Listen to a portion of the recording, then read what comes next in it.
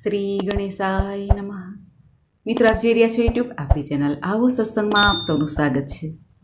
મિત્રો, આજે આ વિડીયોમાં આપણે સાંભળવાના છીએ અષાઢ માસના વદ પક્ષની ચતુર્થી તિથિ, ગણેશ સંકષ્ટ ચતુર્થી, વ્રત કથા, મહિમા, મુહૂર્ત, પૂજન વિધિ તથા આજના ખાસ ઉપાય વિશે. જો આપને આ વિડીયો પસંદ આવે તો લાઈક કરજો, શેર કરજો. આપ આ ચેનલ પહેલી વખત જોઈ રહ્યા છો તો સબસ્ક્રાઈબ કરી લેજો, જેથી આવનાર નવા વિડીયોની માહિતી આપ સુધી તુરંત પહોંચી શકે. ધન્યવાદ. ઓમ વક્રતુંડ મહાકાય સૂર્યકોટિ સમપ્રભ નિર્વિઘ્નમ કુરુ મે દેવ સર્વ કાર્યેષુ સર્વદા. બોલો શિવ પાર્વતીના આનંદન, રિદ્ધિ સિદ્ધિના દાતા, લાભ શુભના પિતા, સંતોષ ધન પ્રદાન કરનારા દેવતા, સર્વપ્રથમ પૂજનીય ભગવાન શ્રી ગણેશજીની છે. મિત્રો, મહિનામાં આવતી ચતુર્થી તિથિના સ્વામી, જે સુદ પક્ષ અને વદ પક્ષ બંને વખતે ચતુર્થી તિથિ આવે છે, આ ચતુર્થી તિથિના સ્વામી ભગવાન શ્રી ગણેશજી છે. આજે ભગવાન શ્રી ગણેશજીનું વિધિ વિધાનથી પૂજન કરવામાં આવે તો જીવનમાંથી દરેક સંકટો, બાધા, વિઘ્નો દૂર થાય છે. ભગવાન શ્રી ગણેશ કે જે સર્વપ્રથમ પૂજનીય મનાય છે. આપણે કોઈ પણ શુભ કાર્ય કરીએ ત્યારે ભગવાન શ્રી ગણેશનું સ્મરણ અવશ્ય કરીએ છીએ, પૂજન કરીએ છીએ. તે જ વિધાન છે, શાસ્ત્રમાં પણ બતાવેલું છે. એવી આ ચતુર્થી તિથિ ભગવાન શ્રી ગણેશજીને સમર્પિત છે. આ ચતુર્થી તિથિના દિવસે ભગવાન શ્રી ગણેશજીની સાથે ચંદ્રદેવનું દર્શન થાય છે, પૂજન થાય છે. સંકષ્ટ ચતુર્થી કે જે વદ પક્ષમાં આવે છે અને વિનાયક ચતુર્થી તે સુદ પક્ષમાં આવે છે. બંને ચતુર્થીનું મહત્વ ઘણું છે. જો કે વિનાયક ચતુર્થીમાં ચંદ્ર દર્શન નિષેધ મનાય છે, પરંતુ સંકષ્ટ ચતુર્થીમાં ચંદ્ર દર્શન કરવા તે શુભ મનાય છે. આજે ચંદ્રદેવે ભગવાન શ્રી ગણેશજીને પ્રસન્ન કર્યા હતા, એટલા માટે પ્રભુએ વરદાન આપેલું છે કે આજે જે ચંદ્ર દર્શન કરશે તેના ભાગ્યનો ઉદય થશે. માટે વદ પક્ષની ચતુર્થીમાં ચંદ્રદેવનું દર્શન થાય છે. જો કે અત્યારે અષાઢ માસમાં વરસાદી વાતાવરણ હોય, ચંદ્ર દર્શન ન થાય તો ચંદ્રોદયના સમય પ્રમાણે ચંદ્રદેવનું નામ સ્મરણ કરી લેવું, પૂજન કરી લેવું, ભગવાન શ્રી ગણેશજીનું પૂજન કરવું અને ત્યારબાદ વ્રત ખોલી લેવું. આ સંકષ્ટ ચતુર્થી વ્રત તે એક દિવસનું જ હોય છે. સવારે સૂર્યોદયથી લઈને સાંજે સૂર્યાસ્ત થાય અને ચંદ્ર દર્શન થાય ત્યારે વ્રત પૂર્ણ થાય છે. સૌપ્રથમ આપણે સંકષ્ટ ચતુર્થીના મુહૂર્ત વિશે જાણી લઈએ. ચતુર્થી ક્યારે આરંભ થાય છે, ચંદ્રોદયનો સમય શું છે? આપણા હિન્દુ પંચાંગ અનુસાર અષાઢ માસના વદ પક્ષની સંકષ્ટ ચતુર્થી તારીખ 2 ઓગસ્ટ 2026 રવિવારના દિવસે ઉજવવાની રહેશે. આ દિવસે ભગવાન શ્રી ગણેશજીનું વિધિ વિધાનથી પૂજન કરવાથી, વ્રત ઉપવાસ રાખવાથી સંકટોમાંથી મુક્તિ મળે છે અને જીવનમાં ધન ધાન્યની કમી રહેતી નથી. આરોગ્ય સૌભાગ્યની પ્રાપ્તિ થાય છે. સંકષ્ટ ચતુર્થી નામ જ સાર્થક કરે છે કે સંકટોને દૂર કરનાર છે. ભગવાન શ્રી ગણેશજીની કૃપાથી સિદ્ધિ બુદ્ધિ પ્રાપ્ત થાય છે અને જીવનમાં સફળતા પ્રાપ્ત થાય છે. આ સંકષ્ટ ચતુર્થીના દિવસે ચંદ્ર દર્શનનું ખાસ મહત્વ છે. ચંદ્ર ઉદય થાય, ચંદ્ર દર્શન થાય પછી આ વ્રત પૂર્ણ થાય છે. આજે ચંદ્ર દર્શન છે રાત્રિના લગભગ 9:30 વાગ્યાની આસપાસ. ગામ શહેર પ્રમાણે અલગ અલગ ચંદ્રોદય હોય તે જોઈ લેવું. સંકષ્ટ ચતુર્થીનું વ્રત ભગવાન શ્રી ગણેશજીને પ્રિય છે. આ સંકષ્ટ ચતુર્થીનું વ્રત કરીને ભક્તો મનોવાંછિત ફળની પ્રાપ્તિ કરી શકે છે. ભગવાન શ્રી ગણેશને પ્રિય એવી આ ચતુર્થી તિથિના દિવસે જે ભક્તો વ્રત કરવા માંગે છે તેઓ ભગવાન શ્રી ગણેશજીનું સવારે જ્યારે આપણે પૂજા વિધિ કરીએ ત્યારે સંકલ્પ કરવાનો હોય છે. હવે આપણે જાણી લઈએ કે આ દિવસે ભગવાન શ્રી ગણેશનું પૂજન કેવી રીતે કરવું. જે ભક્તો સંકષ્ટ ચતુર્થીનું વ્રત કરવા માંગે છે અથવા જેઓ નથી કરતા તેઓ પણ ભગવાન શ્રી ગણેશનું પૂજન કરી શકે છે. વ્રત કરનારે સવારે વહેલા ઉઠીને સ્નાનાદિથી પરવારીને સ્વચ્છ વસ્ત્ર ધારણ કરવા જોઈએ. ત્યારબાદ આપણા ઘરના મંદિરમાં પ્રભુ બિરાજમાન જ રહે છે. ઘરના મંદિરની સાફ સફાઈ કરીને આપણા ઈષ્ટદેવની સાથે પણ ભગવાન શ્રી ગણેશનું પૂજન કરી શકાય છે અને અલગ બાજોટ ઢાળીને ત્યાં ભગવાન શ્રી ગણેશની સ્થાપના કરી શકાય છે. બાજોટ ઉપર લાલ વસ્ત્ર પાથરવું જોઈએ. ઘઉંની કે ચોખાની કે સપ્તધાનની ઢગલી કરીને તેની ઉપર ભગવાન શ્રી ગણેશની મૂર્તિ કે ફોટો રાખવો જોઈએ. રિદ્ધિ સિદ્ધિના રૂપમાં બંને બાજુએ સોપારીને સ્થાપિત કરવા જોઈએ. પૈસો પણ રાખવો જોઈએ. ત્યારબાદ ધૂપ દીપ નૈવેદ્ય આદિથી પ્રભુનું પૂજન કરવું જોઈએ. ભોગમાં ચૂરમાના લાડુ છે, ચણાના લોટના લાડુ છે કે પછી ગુંદીના લાડુ છે, તે ભોગ સમર્પિત કરવો જોઈએ. અને દુર્વા ઘાસ સમર્પવા જોઈએ ભગવાનના શ્રી ચરણોમાં. જ્યાં આપણે ભોગ પ્રભુને લગાવ્યો છે, ફળ કે પછી લાડુ છે, મીઠાઈ છે, તેની ઉપર પણ એક એક દુર્વા પધરાવા જોઈએ. જેમ આપણે ભગવાન શ્રી કૃષ્ણની પૂજા કરીએ, સેવા કરીએ ત્યારે ભોગમાં એક એક તુલસી દળ પધરાવીએ છીએ, એ જ રીતે પ્રભુ શ્રી ગણેશજીના ભોગમાં પણ એક એક દુર્વા સમર્પિત કરવા જોઈએ, જેથી તે પ્રસાદી બની જાય છે. ત્યારબાદ ભગવાનની સામે આરતી કરવી જોઈએ, મંત્રજાપ કરવા જોઈએ. મંત્રજાપ એ કરવા જે આપણને આવડતા હોય, શુદ્ધ ઉચ્ચારણ આપણે કરી શકતા હોય. આ ઉપરાંત જ્યારે આપણી પૂજા સંપન્ન થઈ જાય પછી ભગવાન શ્રી ગણેશની સામે સંકલ્પ કરાય છે કે આપણે વ્રત કેવી રીતે કરવા માંગીએ છીએ. વ્રતમાં ઉપવાસ પણ કરી શકાય છે. ચા, દૂધ, કોફી, ફલ, ફલાદી લઈ શકાય છે, કંદમૂળ લઈ શકાય છે. અને જે ભક્તો વ્રતમાં એક ટાઈમ ભોજન લે છે તે સાંજે ચંદ્ર દર્શન થઈ જાય પછી ભોજન લઈ શકે છે, સાત્વિક ભોજન લેવું. આ વ્રત એક દિવસનું જ હોય છે. જ્યારે રાત્રિના ચંદ્ર દર્શન થઈ જાય છે ત્યારે વ્રત પૂર્ણ થાય છે. ભગવાન શ્રી ગણેશની સામે પ્રાર્થના કરવી, ભૂલચૂક ક્ષમા માંગવી, દક્ષિણા અર્પણ કરવી. સ્વાભાવિક છે કે રાત્રિના સમયે આપણે ચંદ્ર દર્શન કરીએ પછી એક ટાઈમ ભોજન લઈએ અથવા ફલ ફલાદી લઈએ, ત્યાર પછી આપણે દાન પુણ્ય ન કરી શકીએ. એટલે આપણે બીજા દિવસે સવારે વહેલા ઉઠીને જ્યારે આપણે આપણા કાર્યથી પરવારીએ પછી જે આપણે દક્ષિણા ભગવાનની સામે મૂકી છે તેને દાન કરી શકાય છે. આ રીતે ભગવાનની ખૂબ જ સરળતાથી પૂજા સંપન્ન થાય છે. આ વ્રત ભગવાન શ્રી ગણેશનું વ્રત છે, માટે આ વ્રત ઘણું સાદું ને સહેલું છે. જે બહેનો માસિક ધર્મમાં હોય, પૂજા ન કરી શકતા હોય, ઘરમાં કોઈ અણજણ હોય તો પણ વ્રત કરી શકાય છે. ભગવાનની પૂજા ના કરવી, મનમાં પ્રભુ સ્મરણ કરવું, મંત્ર જાપ કરવા, સ્તુતિ કરી શકાય છે. ભગવાન શ્રી ગણેશનું સંકટનાશન સ્તોત્ર છે, અથર્વશીર્ષ છે, 1000 નામ છે, તે પાઠ કરી શકાય છે. આવી રીતે પ્રભુનું પૂજન કરીને ત્યારબાદ કથા અવશ્ય સાંભળવી જોઈએ. વ્રત કથા સાંભળવાથી વ્રતનું પૂર્ણ ફળ લાભ પ્રાપ્ત થાય છે. તો મિત્રો, આપણે સાંભળ્યું ભગવાન શ્રી ગણેશની સંકષ્ટ ચતુર્થીના વ્રતવિધિ મહિમા મુહૂર્ત.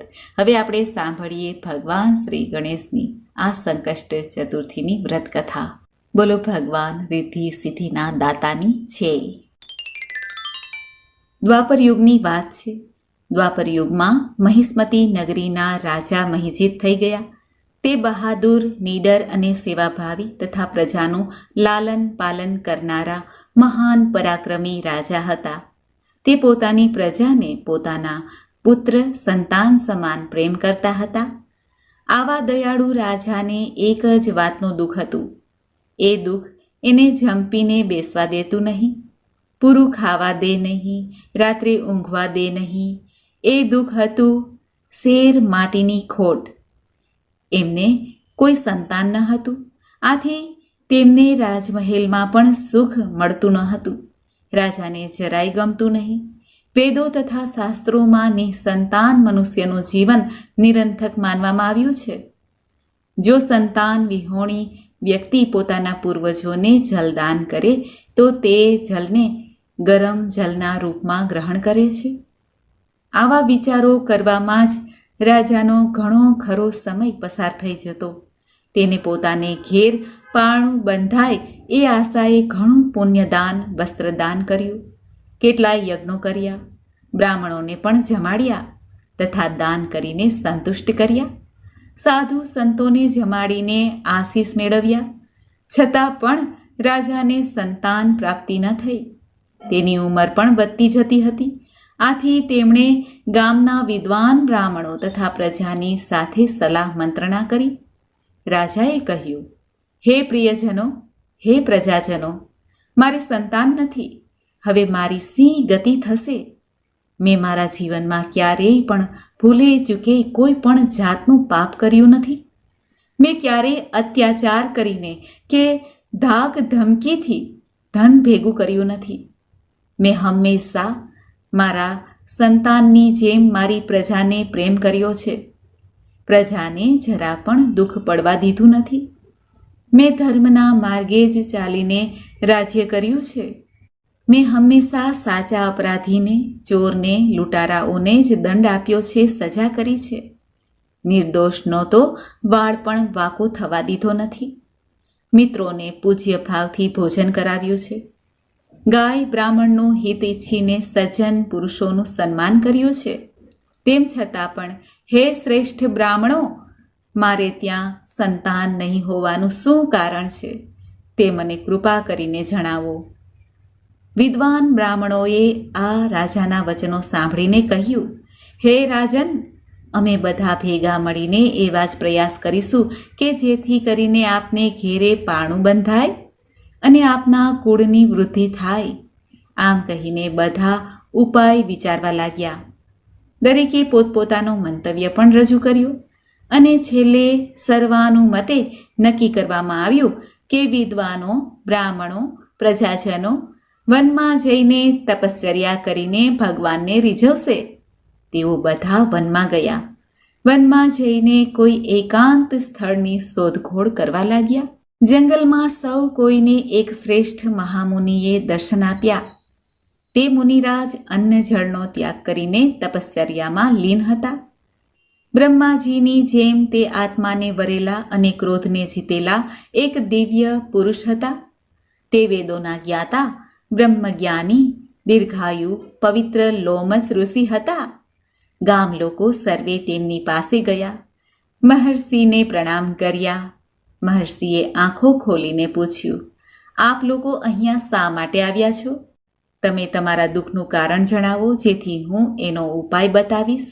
આ સાંભળીને નગરવાસી બોલ્યા, હે મહામુને, અમે જે મહાકાર્યની પ્રાપ્તિ માટે અહીં આવ્યા છીએ તે સાંભળો. અમે મહિષ્મતી નગરના લોકો છીએ. અમારા રાજાનું નામ મહિજીત છે. તેઓ ઘણા દયાળુ, માયાળુ, પ્રજાપાલક, દાનવીર તેમજ મધુર ભાષી છે. એમણે અમારું સંતાનની જેમ પાલન પોષણ કર્યું છે. પરંતુ આજ સુધી અમારા પ્રજાપાલક રાજાને સંતાન પ્રાપ્ત થયું નથી. હે મુનિશ્રેષ્ઠ, માતા પિતા માત્ર જન્મ જ આપે છે, પરંતુ રાજા જ વાસ્તવમાં તેમનું પાલન કરનાર છે. અમે આ ઘનઘોર જંગલમાં તપશ્ચર્યા કરવા માટે આવ્યા છીએ. માટે હે મહામુને, આપ કોઈ એવો રસ્તો બતાવો, ઉપાય બતાવો, જેનાથી અમારા રાજાને સંતાનની પ્રાપ્તિ થાય. હે મુનિશ્રેષ્ઠ, કયું વ્રત, દાન તેમજ પૂજન કરવાથી અમારા રાજાને સંતાનની પ્રાપ્તિ થશે તે કૃપા કરીને અમને જણાવો. પ્રજાજનોની વાત સાંભળીને લોમસ ઋષિ ધ્યાનમગ્ન થઈ ગયા. ત્યારબાદ રાજાના ભલા માટે કહેવા લાગ્યા. ઋષિ બોલ્યા, હે બ્રાહ્મણો, હે પ્રજાજનો, મારી વાત આપ સૌ ધ્યાનથી સાંભળો. હું તમને ગણેશ સંકટ નાશન વ્રતની વાત કહું છું. અષાઢ વદ ચતુર્થીના દિવસે એકદંત ગણેશજીની પૂજા અર્ચના કરવી. આ વ્રત નિસંતાનને સંતાન પ્રાપ્તિ કરાવનાર છે. નિર્ધનને ધનવાન તેમજ સર્વ કષ્ટોમાંથી મુક્તિ દેનાર છે. રાજા શ્રદ્ધાપૂર્વક, પૂરી ભક્તિથી, પૂરા ભાવથી વિધિ અનુસાર વ્રત કરે તથા બ્રાહ્મણોને ભોજન કરાવે, તેમને વસ્ત્રદાન કરે. ભગવાન શ્રી ગણેશની કૃપાથી તેમને જરૂર સંતાનની પ્રાપ્તિ થશે.